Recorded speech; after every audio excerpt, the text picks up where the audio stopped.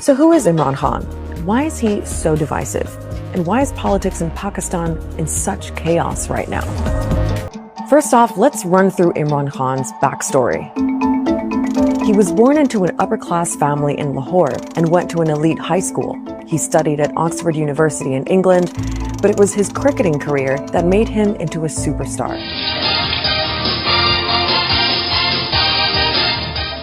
In 1992, he led Pakistan to its first and only World Cup victory, and then retired from the sport.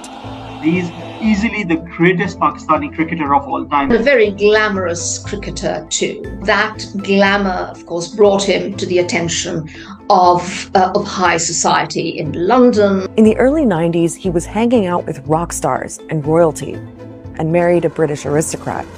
But he was also getting into charity work, and raised money to open a cancer hospital in Lahore in memory of his late mother. Here's a cricketer, a public icon, trying to provide free cancer care in a country where this was not accessible for most people. And that then translated into a conversation he had about the role of corruption, improving governance, and then his entry into politics. In 1996, Imran Khan launched his own political party, Pakistan Tehreek-e-Insaf, which means Movement for Justice.